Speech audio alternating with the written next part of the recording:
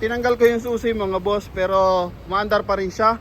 So ang tawag dyan mga bossing, naka-turbo timer. Para kung sakasakali mga bossing galing na malayo ang biyahe, hindi agad masisira yung ating turbo. So para maiwasang masira yung turbo, so pinapalagyan ng turbo timer mga boss. Kaya kahit wala na yung susi yan, umaandar pa rin yan mga boss.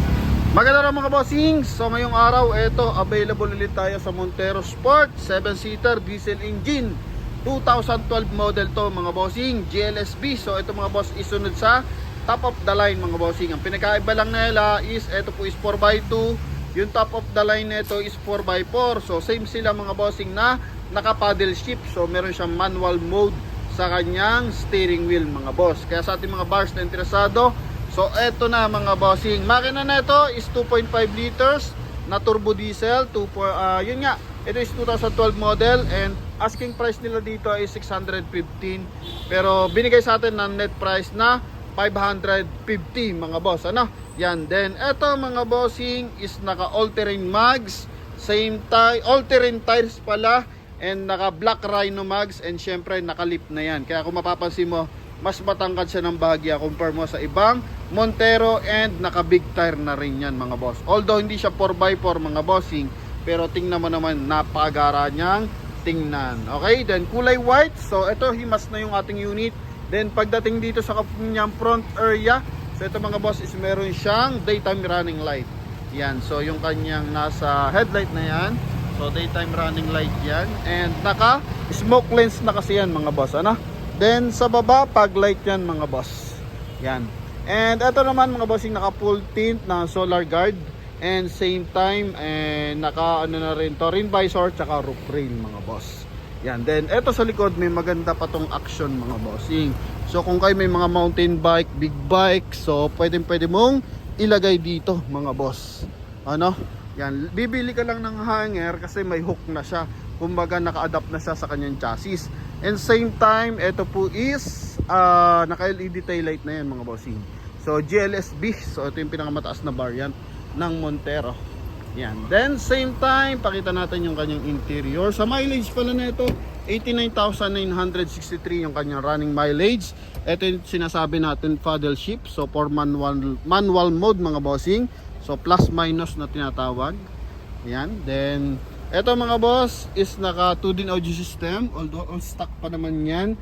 And ito yung kanyang mga bossing, ang tawag dito, air conditioning system. Yan yung kanyang kabilang side. May dashcam din, not sure lang kung isasama nila. Naka leather to na aftermarket mga boss. Yan. And syempre power window, meron siyang chrome accent dito. And responsive yung kanyang mga bintana. Yan, harap at likod. And eto mga bossing, Sola X pala to, hindi siya solar guard, Sola X, yan. And power fold pa to mga bossing ha, power fold yung kanyang side mirror dito, and same time din sa kabilang side. Yan. And active pa rin yung kanyang power adjust side mirror. Yan mga bossing, kita naman. Then dito rin mga boss, no? Okay, so goods na goods pa. And yun nga, ito yung kanyang interior. So automatic transmission yan.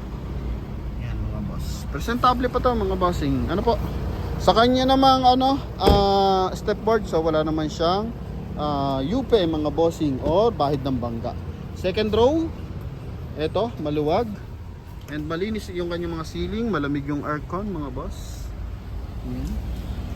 Ito mga bossing, konting issue lang, bitin lang. Pero ito kasi napapalitan, mura lang naman to. Yung ganito, ano? Yan yung sa kanyang blower. Yan. Same time, naka-chrome din yung kanyang door opener. Then tunguin natin yung kanyang trunk compartment mga boss. So good for 7-seater to mga bossing. Yan, good for 7-seater. So naka-fold lang siya. Ganito kasi yung style ng Montero once na naka-fold. So flat siya. Then yung dalawang upuan, yung pinaka-upuan talaga. So nagtatumble siya mga boss. Yan. Then ito yung likuran. May 12-volt socket for charging port. Same time, nandito yung ating jack. Yan yung ating tools, tsaka tie wrench. Yan, if ever na masiraan tayo, then ito yung ating likuran. May 2-eye reverse parking sensor. Issue niya, ito. Yan o. Nagpipade. Okay, nagpipade ng bahagya. And same time, may reverse parking camera bukod sa reverse parking sensor. Spoiler niya, ito rin yung issue. Yan o, nagbabakbak yung kanyang carbon fiber na mga bossing sticker. Yan, may dumaang gwapo mga boss. So shoutout natin yung ating idol na gwapo. So ito mga boss, tuloy tayo. Napakaganda ng kanyang tail light. Yan mga bossing. Okay, then tunguin natin yung ating engine bay. Dito tayo sa kabilang side. Silipan natin ng butas. Ito may konting yupe pero hindi kasi siya halata kasi sobrang puti ng ating unit mga boss. Ano? Yan. Okay. Ito yung front area mga bossing. Yung ating palang plate mga boss, although white na yan, so naka temporary plate yan. Dapat yan is green, pero yan mga boss is merong papers, so wala tayong worry dyan, ano? Yan.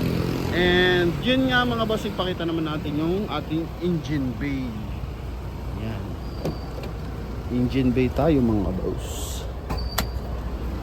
Okay. Sa ano pala ng gulong natin, medyo makapal pa. Dito sa likuran, mas manipis ng bagya, nasa 70%.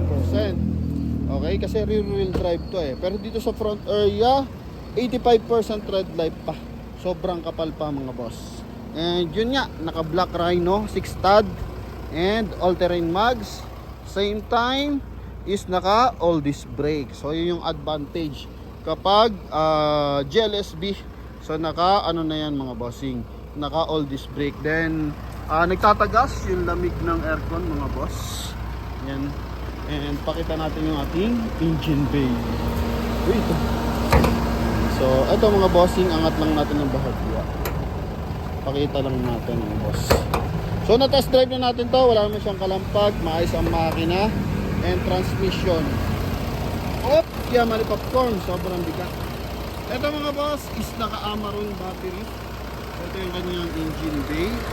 Nagkakapangis yung mga pipe sa lamig ng aircon, naka-ABS yan. Siyempre naka-turbo. And makina nito mga bossing DID na common rail 2.5 liters na turbo diesel. Ito yung description 4056. Yan mga bossing, no? And mapasin mo naman sa kanyang insulator ng hood. So hindi masyadong bugbog yung unit mga bossing kasi yung bugbog yan mga boss ay ano na yan, layot-layot na yan mga bossing, ano?